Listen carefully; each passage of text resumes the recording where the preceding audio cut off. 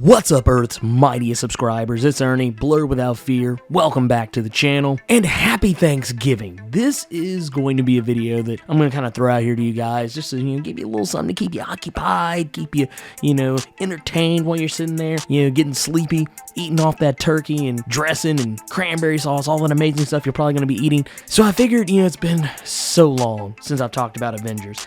And a lot has happened since the last time I talked about it, with Jason Aaron's Avengers and Scott Snyder's Justice League dropping on roughly the same days, and as well as, other books like Doomsday Clock and other titles I'm covering. Avengers and Justice League kinda got lost in the shuffle. But since the last time we talked, the Eternals were all killed and Tony Stark was gifted their knowledge by Icarus, Hulk and Thor claimed the blood of Ymir and made out, and when it was time to take down the final host, Ghost Rider turned a dead Celestial into his epic mount, essentially creating an infernal Megazord. Tony summoned a Megazord-sized Iron Man suit dubbed the God Killer Mark II, and Rita Repulsa made Thor and Hulk grow. Actually, it was the blood of Ymir, but anyways, they defeated Loki and the final host. Now, the Avengers use a dead Celestial as their headquarters, and Black Panther now leads them. Iron Man and Captain Marvel finally made peace over the fight they had in the closing events of Civil War II that left Iron Man in a coma. Some would like to call this a kiss and make up, but don't call it that, because Tony got chin checked for that one. Oh, and Terrorist Namor is being Terrorist Namor, deboing his ocean-themed peers into joining the Defenders of the Deep, his own personal Avengers team,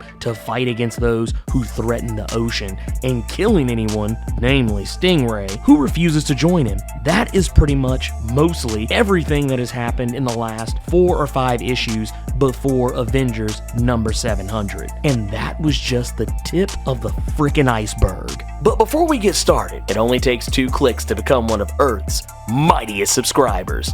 Click, click. 2 of the themes of Avengers number 700 are returning characters who were long thought dead or forgotten being brought back into the spotlight, and bringing longtime players who have never been on the Avengers into the Avengers. When this book begins, we learn that Namor and his Defenders of the Deep are attacking a biosphere in the South Pacific that would normally be underwater if not for Namor removing it, leading to alarms going off and the Avengers being summoned to fight the good fight. And we all know Black Panther and Namor have had bad blood between them, so it's no thing for Namor to catch these panther paws, but at the end of the day, T'Challa really doesn't want it to go that far. Inevitably, it always comes down to a fight. But it isn't long before the Russians get involved and send in their own Avenger squad, the Winter Guard, which sees the return of characters like Crimson Dynamo, Perun, and Chernobog the Black, who I recently talked about both being killed during Thor's God Butcher story arc, Ursa Major, and more. There's also another player on the team that hails from the Red Room, Red Widow, and she is mysterious as f***.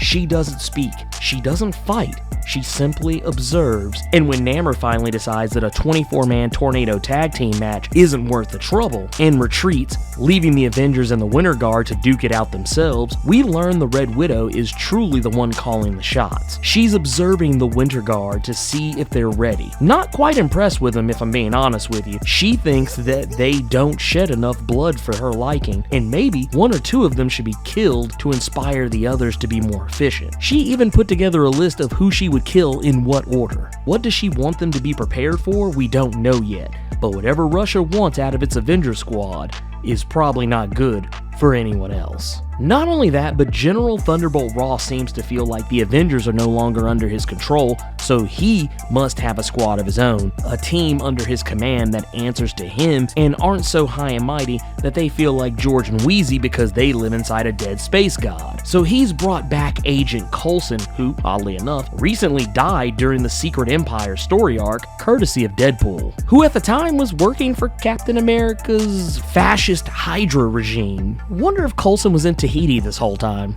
Anyways, Coulson will be the handler for this newly reformed Squadron Supreme of America, Marvel's own version of the Justice League, especially when you see characters like Hyperion, who is pretty much Superman, Nighthawk, who is basically Batman, and Power Princess, who is, well, you probably guessed it, Wonder Woman, and so forth. Some would probably assume they're a recent addition to the Marvel Universe, but you'd be wrong. They actually date back to 1971 began in Avengers number 85, roughly 11 years after DC formed the super team with the shittiest superhero movies in existence, and 9 years after the most dominant force in comic book movies to date, the Avengers. Anyways, this is going to be an interesting occurrence because typically the Squadron and the Avengers, while they don't necessarily hate each other, they don't always get along. And with General Thaddeus Thunderbolt Ross leading them, it's guaranteed they'll have a civil war of their own. Anyways, it's safe to bet that this team, at least some of it, aren't the original recipe characters, but other characters subbing in for them because Nighthawk was dead last I heard, and Power Princess, well, last I heard of her, she was a villain.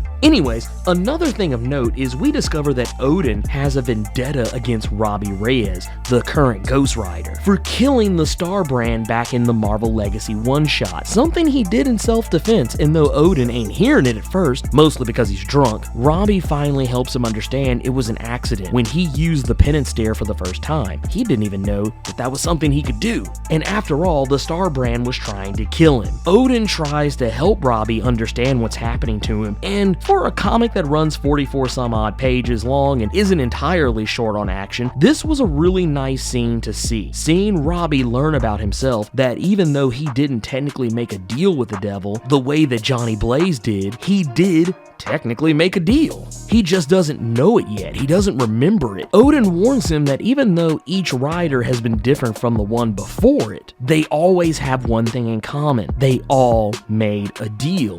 And sooner or later, something will come from the depths of hell to collect on it. Odin is convinced that Robbie Reyes has a bigger part to play in all of this, and that soon, his Ghost Rider will likely be key to stopping the looming threat heading their way. When asked about the prehistoric Ghost Rider, Odin refuses to say what happened to him. The wounds are still too fresh, which is impressive since it's only been 1,000,000 years. I'll do a video later on the prehistoric Ghost Rider of 1,000,000 BC. That'll be something down the road. I wanted to get some of this bigger stuff out of the way first, but there's a very cool little story from Avengers number 7 that actually does talk about this a little bit. Either way, two things are for certain. Odin does not want Black Panther learning of his pitifully drunken state, and the Star Brand is about to choose another host. And if that host is not on the same side as them, Ghost Rider may have to add another Star Brand notch to his belt. Speaking of Star Brand related things, Loki, thanks to the shenanigans of Infinity Wars, and more on that in a later video as well, has found himself at the mercy of the Celestials, the space gods of the Marvel Universe, in a sector of reality that Loki really pissed off when Jason Aaron's Avengers initially kicked off. Loki does a lot of crazy things, and sometimes it's for evil, sometimes it's for his own ends, and sometimes, just sometimes, he does good under the guise of evil. Loki wasn't lying when he said he wanted the Avengers back in play and working together as a team, and that he did what he did to make it all happen, bringing the final host to Earth and using them to galvanize the Avengers into being a team again, because you gotta remember, in Avengers number 1 in this new Marvel Fresh Start kickoff, neither Tony Stark nor Thor seemed incredibly interested in the idea of reforming the Avengers with Captain America. In fact, they believe that the Avengers, they probably had their time in the sun and it was time for a younger generation to take over. But anyways, he did all this to make them reunite, much in the same way that he did all those years ago when the Avengers first formed, because something is coming, and it's a war to end all wars. The War of the Realms. Something that's been teased in Jason Aaron's Thor for quite some time. Both Thor, Odin's son, and Jane Foster during her time as Thor have been fighting against the tide that will become that war for some time. And now it seems that after all of Malekith's scheming and treachery, the war has gotten big enough that it's attracted the attention of Wolverine. But not just any Wolverine, mind you. A Phoenix empowered Wolverine. Not from the end of time, but possibly Wolverine from not long before then. Now, and one thing real quick I want to kind of insert, because I feel like this is going to spring off a lot of talk about the, the whole hashtag hot claws thing. Charles Soule has pretty much gone on record saying that, this particular shot here where, Wolverine has the Phoenix Force is not how he got the hot claws. It actually has nothing to do with it, which is weird considering that it would actually make more sense that way. But yeah, it's totally not the case. So yeah. But anyways, Wolverine admits he's likely one of the reasons that things are the way they are. He speaks of the future as though he's already seen it, showing us glimpses of Iron Fist fighting off a legion of hand ninjas, Namor waging war against the surface world, Man-Thing wielding Mjolnir, Ursa Major enraged, and Hyperion crushing Captain America's shield. We even see Moon Knight leading an army of the dead, and Punisher wearing medieval armor and carrying a sword. And at the center of all these revelations is the Star Brand. 8 different hands, each emblazoned with a Star Brand, to be precise. I don't think this is a sign that there will be 8 different Star Brands. More likely, one of these characters may receive the Star Brand, or at the very least, the Star Brand will be heavily tied into the War of the Realms. Or maybe all of the above, you never know. And make no mistake, War of the Realms is going to be big to say the least. It's already been teased that this arc is going to involve Punisher, Venom, Hulk, Daredevil, Valkyrie, Wolverine, Luke Cage, Captain Marvel, Spider-Man, Iron Fist, Doctor Strange, Thor, Ghost Rider, and hell, who knows, possibly even the Fantastic Four. So yeah, I'd keep my eyes out for it. Last but most certainly not least, we see Wasp in shrunken mode infiltrating a castle in Romania, being hounded by vampire bats and, well, also vampires. This is something I never knew in my life that I thought I'd give a shit about seeing, but am glad I lived to see it. Wasp going ham on vampires. It's such a random thing. Only it's not. Something big is going on, and Wasp needs something out of this castle. Specifically,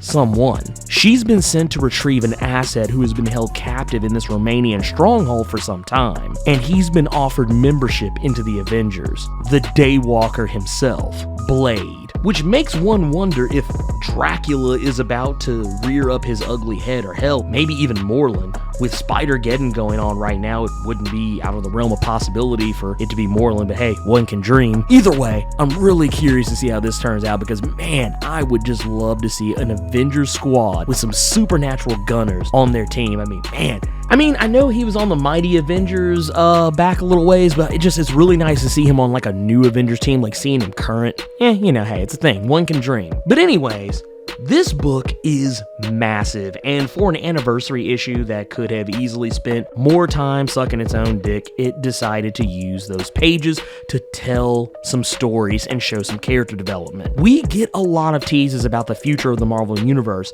the major events coming forward like War of the Realms, and potentially another Civil War. And we also get to see cool moments like Thor getting dating advice from Captain Marvel, Black Panther trying to teach Hulk how to control her rage by making her sit in on press conferences in Wakanda for the Avengers. And even seeing Tony Stark use one of his high-tech flying cars to race Ghost Rider's Hellcharger. Even a tense moment between Captain America and Thunderbolt Ross is well used to move the plot forward, not just here in Avengers 700, but even in Cap's own book. This is how you do an anniversary issue. Dan Slott did something similar and damn near pulled it off perfectly, if not for being a tad bloated in Amazing Spider-Man number 800, but this right here was borderline perfect. But anyways, let me know what you thought about Avengers number 700. Sound off in the comments. If you enjoyed this video, Hulk smash that like button. And if you want to see more awesome videos like this one, make sure you click subscribe so you can become one of Earth's mightiest subscribers and tap that bell so you know when I post up. And if you want to become one of Earth's mightiest patrons as well, swing on over by patreon.com/blerdwithoutfear. And if you chuck in a buck, you can get some exclusive content. And if you don't want to become one of Earth's mightiest patrons, that's fine too. Hey, all I ask is that you like this video and share it with your friends. And who knows, maybe they'll become some of Earth's mightiest subscribers too. Anyways, thank you for taking the time to watch this video, and while you're here, go ahead and check out some of these other videos I got floating around here. But until next time, Plus Ultra!